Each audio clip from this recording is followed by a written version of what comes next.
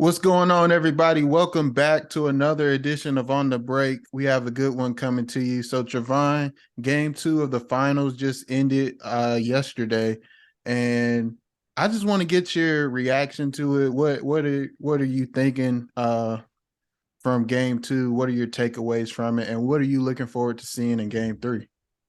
Well, first off, I feel like Miami really has made this a series now. Many people predicted for them to get swept, which I thought was crazy to think that they wouldn't get one game, simply just because of the stage of the finals. We know that they live up to it, but I just feel like this was a better game to judge Miami against the Nuggets because in game one, Miami just came off a extremely high emotional game. I mean, 7 game series against Boston. And the Nuggets had a 9 day break in between their Western Conference championship win and game one of the finals at home, elevation. So I think the schedule that goes with the NBA finals with 3 days break in between, which seems long with this being the only basketball going on right now. Um, I think that 3 day break really, fell in Miami's favor, and they were able to bring a lot more energy, a lot more physicality. And I think you saw that in their game plan. A lot of people focus on making Jokic a scorer rather than a passer. There's a stat going around talking about when Jokic scores a certain amount of points, the Nuggets record isn't as good as it is, when they're hitting on all cylinders.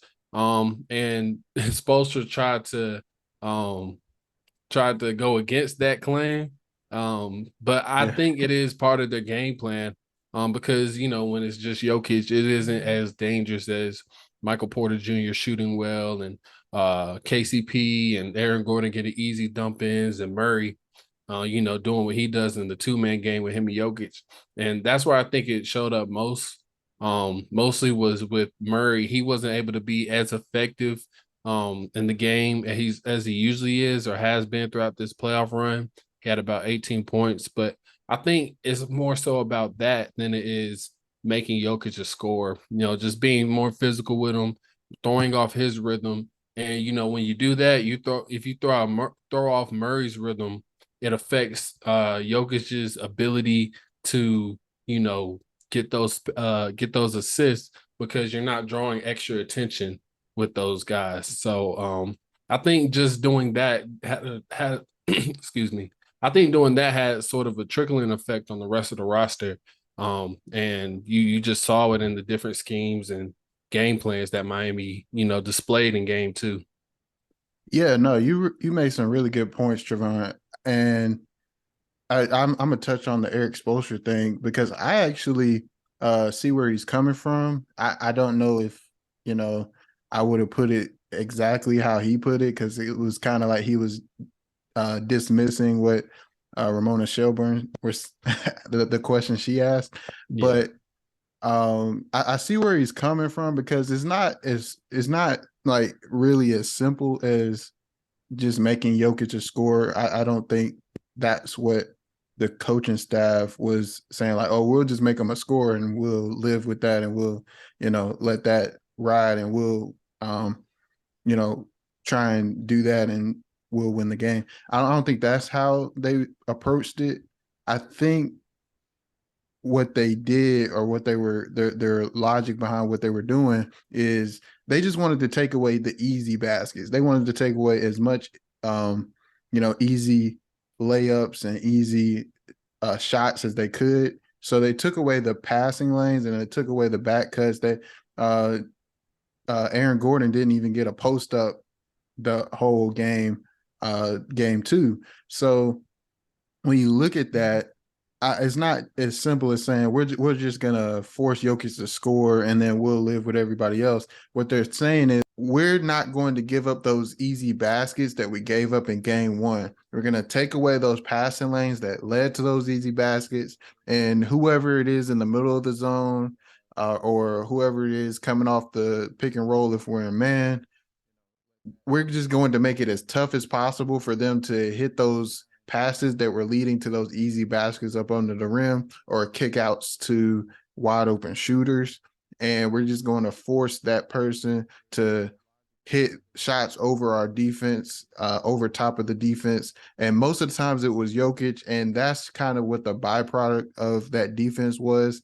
Jokic had to score because those passing lanes and those easy passes were not there because the Miami Heat were taking away those passes that were leading to those easy baskets. So Jokic had to score. He had to uh, score in the middle of the zone over top of the defense in order to keep them in the game. Everybody is right as well in terms of that's what the byproduct of what the game plan was. It basically made Jokic a scorer. So I see where everybody else is coming from, but I also see where Eric Spoelstra is coming from. And at the end of the day, I don't think anybody's necessarily wrong. It's just he took a little bit of offense to, I guess, the more of the ins and outs of what it is. You know, everybody just comes away with Jokic had to score or was more of a scorer this game, which is true because that's basically what the byproduct of the whole game plan. But it was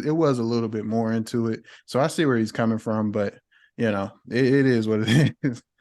Yeah, and it's kind of funny because it's just like Miami and Denver can't seem to get away from comments that they dislike. You know, Yeah, they've all the time. continuously, yeah, they continuously quote, you know, disrespect or whatever they call it. And I don't think that question was necessarily disrespect, It but I do wasn't. It feel wasn't. like, yeah, I do feel like he took it a kind of way. And just to Mm-hmm. kind of like, you know, support what you were saying, like it is like, you know, a lot of teams, I'm sure they've tried similar things. I'm sure uh, Minnesota tried similar things. They actually have good defensive personnel. I'm sure Phoenix tried certain things similar to that. And it's more so about, you know, the effort and the buy-in that you get from guys. And ultimately, when we think about Miami, that's some of the characteristics that we think about them. Just effort, willingness, buy-in. You know, they may not have the big name and superstar names, but everybody does their job. It's kind of like almost like a true like college program. You know what I'm saying? Like that heat culture thing is a real thing. And I feel like that gets thrown around too much without people really understanding, you know, ins and outs and things of what it really means. I just feel like I think the most simplest form to, you know, describe it is buy-in. And you get that from those guys. And it's not necessarily about the scheme. Because as I mentioned, I'm sure other teams have tried similar schemes and game plans, but it's more so about how you execute. Like, you know, drop coverage is one of the most criticized defensive coverages, but, you know, it can work if you do it correctly. You know, everybody has to do their job and then you can see success. And I think this is kind of something similar. And I also feel like also with the zone that they threw against Denver, you know, theoretically, you would think that, you know, Jokic is going to eat that zone up. Shooters everywhere, cutters. Jokic can score and pass, dynamic scores, knockdown shooters, inside force like Gordon and Jokic, and it didn't work. You know what I'm saying? So you have to give credit to the Miami Heat and just understand that, you know, the game plan, you know, it was a lot more than just saying simply, okay, let's let him score. And I felt like another thing, he probably felt like that takeaway that people are saying of Jokic becoming a scorer was more about Jokic more so than what the Heat actually did and how they dictated the game. And they were really great offensively too. They executed very well, got a lot of contributions, great plays from everybody. People stepped up. Duncan Robinson, you can see a lot of improvement from him as far as putting the ball on the floor or going towards the basket rather than just, you know, strictly living behind the three. So yeah, I just feel like that's really more so the important part we should focus on is what Miami did rather than Jokic becoming a scorer and everything just, you know, falling apart for Denver. Yeah, and I think also, and you touched on this earlier, a lot of people after game one, I think they kind of overreacted and just saw how much how much size, how much more size the Denver Nuggets had. I will And say I didn't say a sweep, but I was one of those yeah. people to think that Miami didn't have much of a chance. Part of Mhm. that was because of my Lakers PTSD from the Western Conference Finals, but you Yeah. know, yeah, it was kind of crazy. It's kind of crazy for people to think Miami couldn't pull out at least a game or push it to 6 or something. But Yeah, go ahead. and I thought it was crazy too, because I mean we've just seen the Miami Heat come together and pull out wins that most people would count them out for anyway. So I didn't think that they would just lay over or roll over and get swept. That's not what the Miami Heat, do. That's not who they are. But I will say I still do believe Denver. I'm still taking Denver to win the series, but it's just not going to be easy. You know what I'm saying? It's there's still going to be tough games, even if, like, let's say, they split in Miami. Like, those two games are going to be tough. It's going to be tough for Denver, and it's going to be tough for Miami. And I'm looking forward to seeing what Michael Malone does Mhm. for this upcoming game. How are you going to combat when Miami throws that zone at you, and then they're throwing that man, and then the zone is also, it's not just a traditional zone. It's not like a two like a regular 2-3 or a regular 1-2-2 or whatever it is. It shifts, and it adapts to whatever is going on. And they each player has their responsibilities, but it moves and changes with what the offense is doing to try and cover certain stuff, and take away. And in the Denver Nuggets case, it's taking away those passing lanes for the cuts. It's taking away shooters just for those easy passes, and it's also doing a very good job of, even though Jokic is getting the ball in the middle, they're still able to guard it by keeping the guy at the nail. So it's really interesting, man. And then Coach Spo is just going through and throwing different looks at them. They switch it up so much. They don't just give a steady diet of a certain coverage, because at that point, Jokic and Jamal Murray and the Denver Nuggets, they're just going to figure it out. So they're doing a very good job of doing all that.